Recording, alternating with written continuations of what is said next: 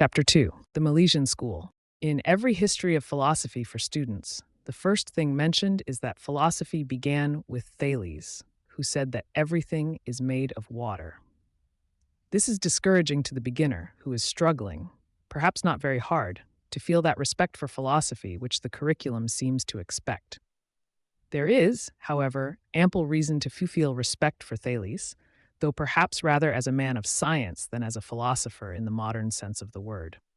Thales was a native of Miletus in Asia Minor, a flourishing commercial city in which there was a large slave population and a bitter class struggle between the rich and poor among the free population.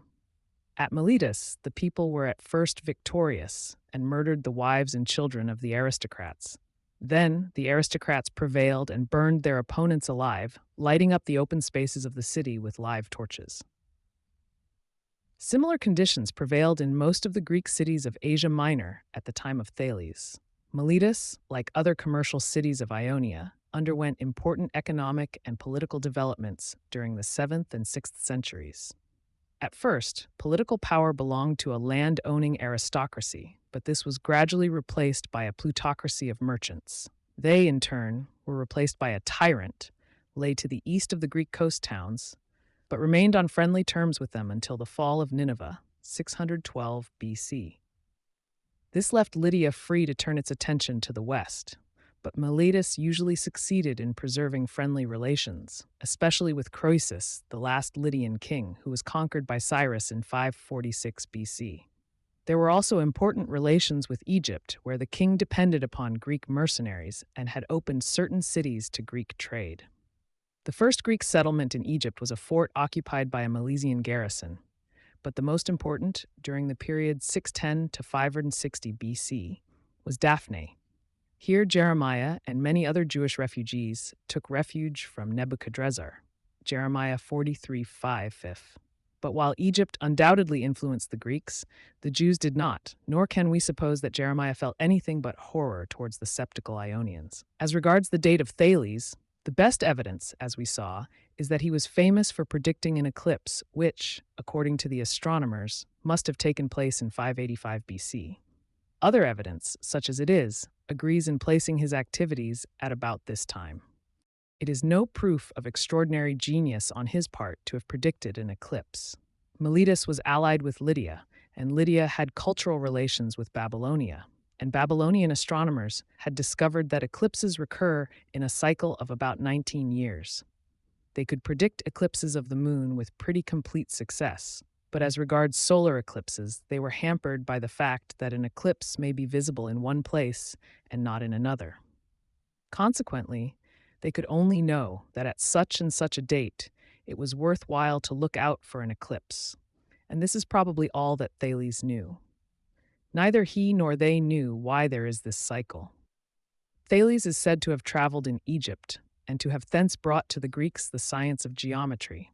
What the Egyptians knew of geometry was mainly rules of thumb, and there is no reason to believe that Thales arrived at deductive proofs such as later Greeks discovered. He seems to have discovered how to calculate the distance of a ship at sea from observations taken at 2 points on land, and how to estimate the height of a pyramid from the length of its shadow. Many other geometrical theorems are attributed to him, but probably wrongly. He was one of the 7 wise men of Greece, each of whom Washoe, as was usual, achieved power by the support of the Democratic Party. The kingdom of Lydia specially noted for one wise saying. His, according to tradition, was "water is best." According to Aristotle, he thought that water is the original substance, out of which all others are formed, and he maintained that the earth rests on water. Aristotle also says of him that he said the magnet has a soul in it because it moves the iron, further that all things are full of gods. The statement that everything is made of water is to be regarded as a scientific hypothesis, and by no means a foolish one. 20 years ago, the received view was that everything is made of hydrogen, which is 2/3 of water. The Greeks were rash in their hypotheses, but the Milesian school, at least, was and an ageless, and it encompasses all the worlds, for he thought our world only one of many. The primal substance is transformed into the various substances with which we are familiar, and these are transformed into each other. As to this, he makes an important and remarkable statement. Into that from which things take their rise, they pass away once more, as is ordained, for they make reparation and satisfaction to one another for their injustice according to the ordering of time.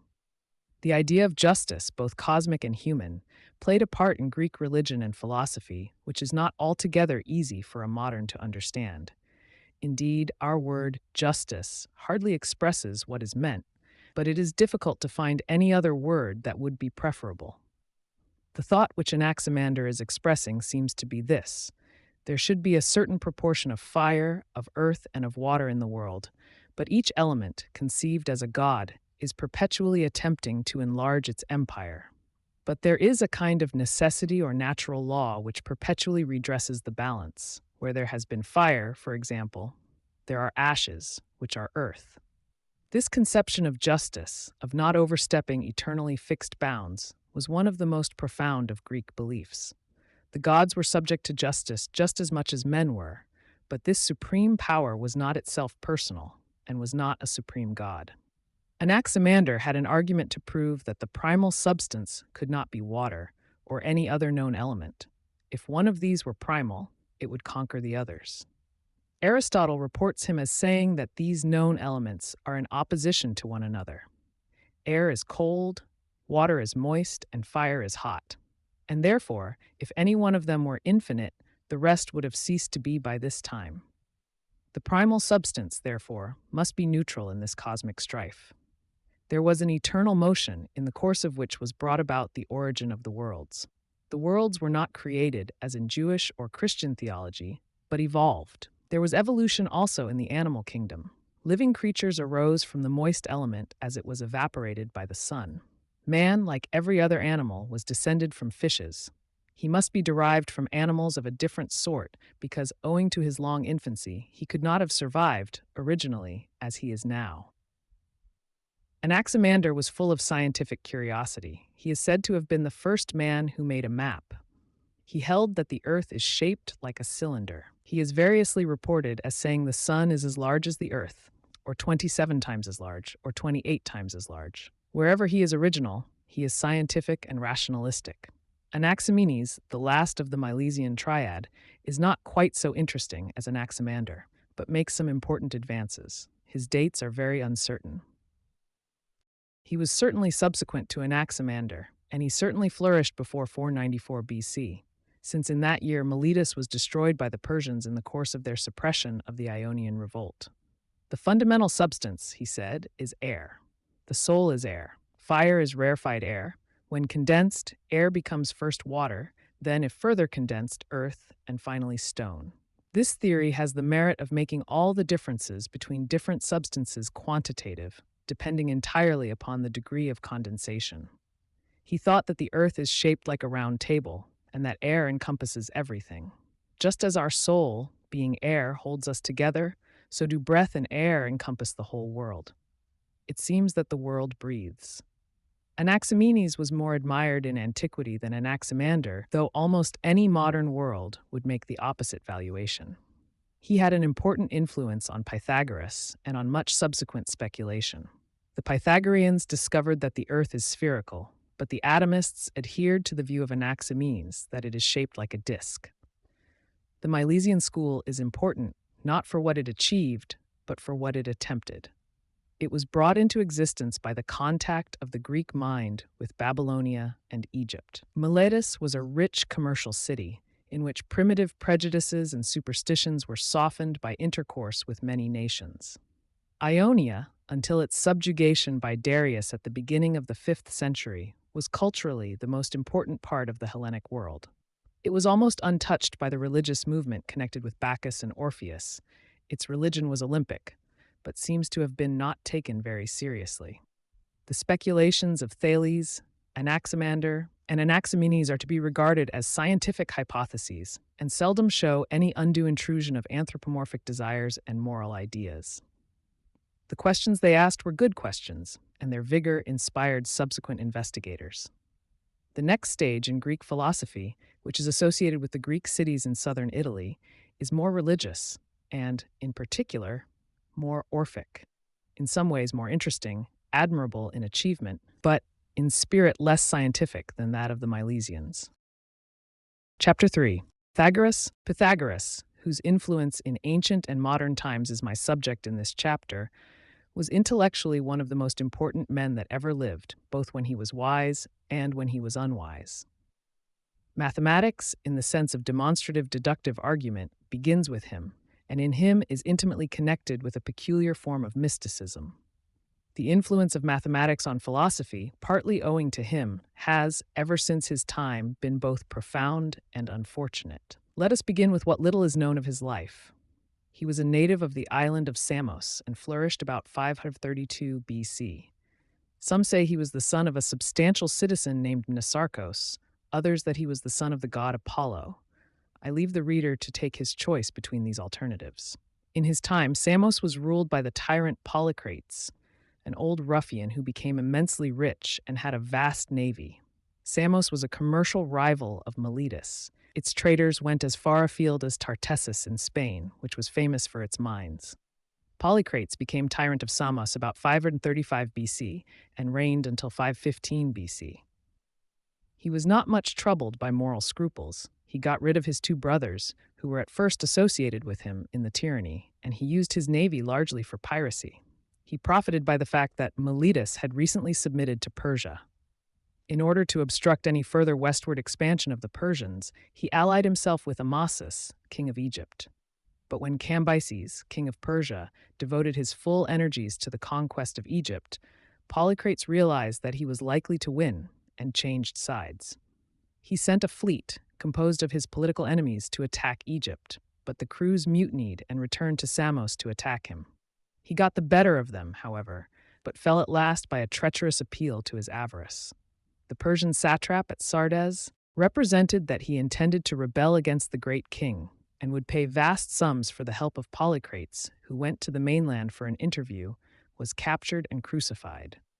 Polycrates was a patron of the arts and beautified Samos with remarkable public works. Anacreon was his court poet. Pythagoras, however, disliked his government and therefore left Samos. It is said, and is not improbable, that Pythagoras visited Egypt and learnt much of his wisdom there. However that may be, it is certain that he ultimately established himself at Croton in southern Italy. The Greek cities of southern Italy, like Samos and Miletus, were rich and prosperous. Moreover, they were not exposed to danger from the Persians.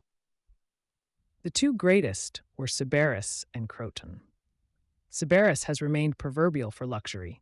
Its population, in its greatest days, is said by Diodorus to have amounted to 300,000, though this is no doubt an exaggeration. Croton was about equal in size to Sybaris. Both cities lived by importing Ionian wares into Italy, partly for consumption in that country, partly for re-export from the western coast to Gaul and Spain. The various Greek cities of Italy fought each other fiercely. When Pythagoras arrived in Croton, it had just been defeated by Locri. Soon after his arrival, however, Croton was completely victorious in a war against Sybaris, which was utterly destroyed 510 BC. Sybaris had been closely linked in commerce with Miletus. Croton was famous for medicine. A certain Democedes of Croton became physician to Polycrates and then to Darius. At Croton, Pythagoras founded a society of disciples, which for a time was influential in that city. But in the end, the citizens turned against him, and he moved to Metapontion, also in southern Italy, where he died. He soon became a mythical figure, credited with miracles and magic powers, but he was also the founder of a school of mathematicians. Thus, two opposing traditions disputed his memory, and the truth is hard to disentangle. Pythagoras is one of the most interesting and puzzling men in history. Not only are the traditions concerning him an almost inextricable mixture of truth and falsehood, but even in their barest and least disputable form, they present us with a very curious psychology. He may be described briefly as a combination of Einstein and Mrs. Eddy. He founded a religion of which the main tenets were the transmigration of souls and the sinfulness of eating beans. His religion was embodied in a religious order, which, here and there, acquired control of the state and established a rule of the saints. But the unregenerate hankered after beans, and sooner or later rebelled. Some of the rules of the Pythagorean order were: 1. To abstain from beans. 2. Not to pick up what has fallen. 3. not to touch a white cock. 4. Not to break bread. 5. Not to step over a crossbar. 6. Not to stir the fire with iron. 7. Not to eat from a whole loaf. 8. Not to pluck a garland. 9. Not to sit on a quart measure. 10. Not to eat the heart. 11. Not to walk on highways. 12. Not to let swallows share one's roof. 13. When the pot is taken off the fire, not to leave the mark of it in the ashes, but to stir them together. 14. Do not look in a mirror beside a light. 15. When you rise from the bedclothes, roll them together and smooth out the impress of the body. All these precepts belong to primitive taboo conceptions. Cornford, From Religion to Philosophy, says that, in his opinion, the school of Pythagoras represents the main current of that mystical tradition, which we have set in contrast with the scientific tendency. He regards Parmenides, whom he calls the discoverer of logic, as an offshoot of Pythagoreanism, and Plato himself as finding in the Italian philosophy the chief source of his inspiration. Pythagoreanism, he says, was a movement of reform in Orphism, and Orphism was a movement of reform in the worship of Dionysus. The opposition of the rational and the mystical, which runs all through history, first appears among the Greeks as an opposition between the Olympic gods and those other less civilized gods who had more affinity with the primitive beliefs dealt with by anthropologists. In this division, Pythagoras was on the side of mysticism, though his mysticism was of a peculiarly intellectual sort. He attributed to himself a semi-divine character, and appears to have said, "There are men and gods and beings like Pythagoras." All the systems that he inspired, Cornford says, tend to be otherworldly, putting all value in the unseen unity of God and condemning the visible world as false and elusive, a turbid medium in which the rays of heavenly light are broken and obscured in mist and darkness. Dicaearchos says that Pythagoras taught, first, that the soul is an immortal thing, and that it is transformed into other kinds of living things. Further, that whatever comes into existence is born again in the revolutions of a certain cycle, nothing being absolutely new, and that all things that are born with life in them ought to be treated as kindred. It is said that Pythagoras, like St. Francis, preached to animals. In the society that he founded, men and women were admitted on equal terms. Property was held in common, and there was a common way of life. Even scientific and mathematical discoveries were deemed collective, and in a mystical sense due to Pythagoras even after his death. Hippasos of Metapontion, who violated this rule, was shipwrecked as a result of divine wrath at his impiety. But what has all this to do with mathematics? It is connected by means of an ethic which praised the contemplative life. Burnet sums up this ethic as follows: "We are strangers in this world, and the body is the tomb of the soul, and yet we must not seek to escape by self-murder, for we are the chattels of God who is our herdsman, and without his command we have no right to make our escape. In this life there are 3 kinds of men, just as there are 3 sorts of people who come to the Olympic Games. The lowest class is made up of those who come to buy and sell. The next above them are those who compete. Best of all, however, are those who come simply to look on. The greatest purification of all is, therefore, disinterested science, and it is the man who devotes himself to that, the true philosopher, who has most effectually released himself from the wheel of birth." The changes in the meanings of words are often very instructive. I spoke above about the word orgy. Now I want to speak about the word theory. This was originally an Orphic word, which Cornford interprets as passionate, sympathetic contemplation. In this state, he says, the spectator is identified with the suffering God, dies in his death, and rises again in his new birth. For Pythagoras, the passionate, sympathetic contemplation was intellectual and issued in mathematical knowledge. In this way, through Pythagoreanism, theory gradually acquired its modern meaning. But for all who were inspired by Pythagoras, it retained an element of ecstatic revelation. To those who have reluctantly learnt a little mathematics in school, this may seem strange, but to those who have experienced the intoxicating delight of sudden understanding that mathematics gives, from time to time, to those who love it, the Pythagorean view will seem completely natural, even if untrue. It might seem that the empirical philosopher is the slave of his material, but that the pure mathematician, like the musician, is a free creator of his world of ordered beauty. It is interesting to observe, in Burnet's account of the Pythagorean ethic, the opposition to modern values. In connection with a football match, modern minded men think the players grander than the mere spectators. Similarly, as regards the state, they admire more the politicians who are the contestants in the game than those who are only onlookers. This change of values is connected with a change in the social system. The warrior, the gentleman, the plutocrat, and the dictator each has his own standard of the good and the true.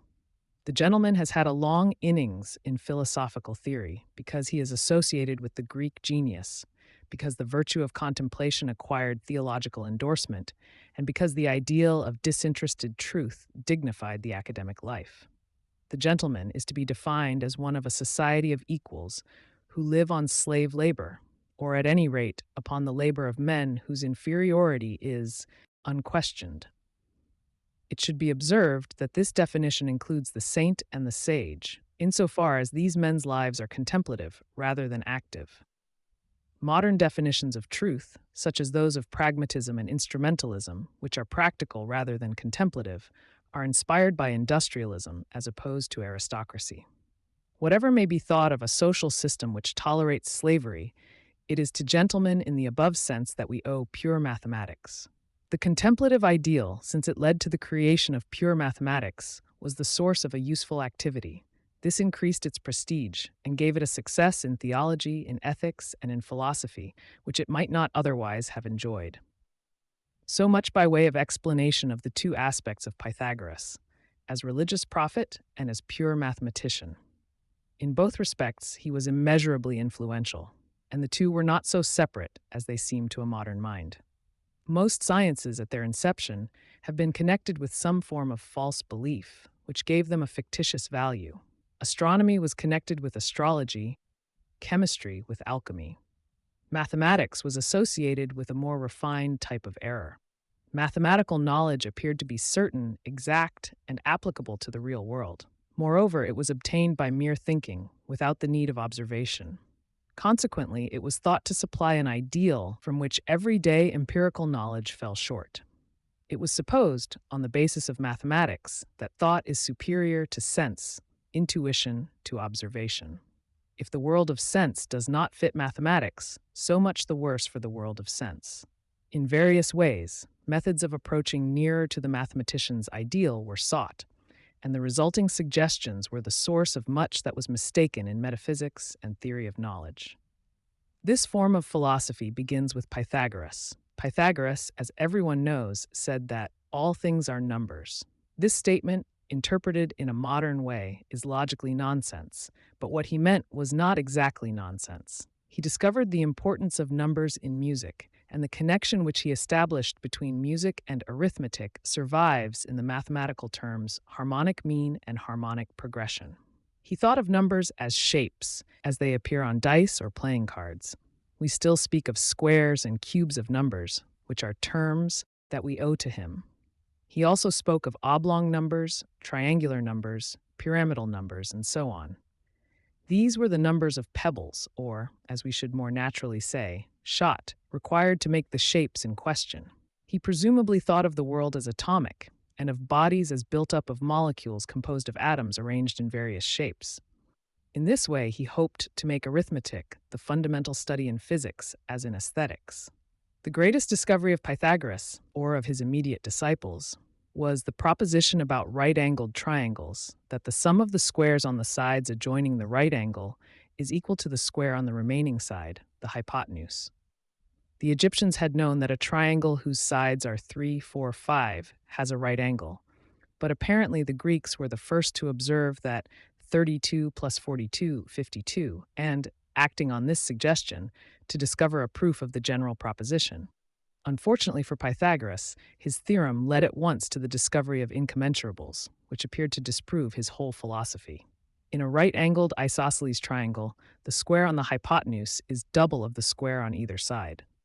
Let us suppose each side an inch long. Then how long is the hypotenuse? Let us suppose its length is m spore n inches. Then 2 vm n2 equals 2. If m and n have a common factor, divide it out. Then either m or n must be odd. Now m2 equals 2n2, therefore m2 is even, therefore m is even. therefore n is odd. Suppose m equals 2p, then 4p2 equals 2n2, therefore n2 equals 2p2, and therefore n is even, contra hyp. Therefore, no fraction m bar n will measure the hypotenuse. The above proof is substantially that in Euclid, Book X. This argument proved that, whatever unit of length we may adopt, there are lengths which bear no exact numerical relation to the unit, in the sense that there are no two integers m, n, such that m times the length in question is n times the unit. This convinced the Greek mathematicians that geometry must be established independently of arithmetic. There are passages in Plato's dialogues which prove that the independent treatment of geometry was well underway in his day. It is perfected in Euclid. Euclid, in Book 2, proves geometrically many things which we should naturally prove by algebra, such as a plus b, 2 equals a2 plus 2ab plus b2. It was because of the difficulty about incommensurables that he considered this course necessary. The same applies to his treatment of proportion in Books 5 and 6. The whole system is logically delightful and anticipates the rigor of 19th century mathematicians. So long as no adequate arithmetical theory of incommensurables existed, the method of Euclid was the best that was possible in geometry. When Descartes introduced coordinate geometry, thereby again making arithmetic supreme, he assumed the possibility of a solution of the problem of incommensurables, though in his day no such solution had been found. The influence of geometry upon philosophy and scientific method has been profound. Geometry, as established by the Greeks, starts with axioms which are, or are deemed to be, self-evident, and proceeds by deductive reasoning to arrive at theorems that are very far from self-evident. The axioms and theorems are held to be true of actual space, which is something given in experience. It thus appeared to be possible to discover things about the actual world by first noticing what is self-evident and then using deduction. This view influenced Plato and Kant, and most of the intermediate philosophers. When the Declaration of Independence says, "We hold these truths to be self-evident," it is modeling itself on Euclid. The 18th century doctrine of natural rights is a search for Euclidean axioms in politics. The form of Newton Principia, in spite of its admittedly empirical material, is entirely dominated by Euclid. Theology, in its exact scholastic forms, takes its style from the same source. Personal religion is derived from ecstasy, theology from mathematics, and both are to be found in Pythagoras. Mathematics is, I believe, the chief source of the belief in eternal and exact truth, as well as in a supersensible, intelligible world. Geometry deals with exact circles, but no sensible object is exactly circular. However carefully we may use our compasses, there will be some imperfections and irregularities. This suggests the view that all exact reasoning applies to ideal, as opposed to sensible objects. It is natural to go further and to argue that thought is nobler than sense, and the objects of thought more real than those of sense perception. Mystical doctrines as to the relation of time to eternity are also reinforced by pure mathematics. For mathematical objects, such as numbers, if real at all, are eternal and not in time. Such eternal objects can be conceived as God's thoughts. Hence Plato's doctrine that God is a geometer, and Sir James Jean's belief that he is addicted to arithmetic. Rationalistic as opposed to apocalyptic religion has been, ever since Pythagoras, and notably ever since Plato, very completely dominated by mathematics and mathematical method. The combination of mathematics and theology, which began with Pythagoras, characterized religious philosophy in Greece in the Middle Ages and in modern times down to Kant.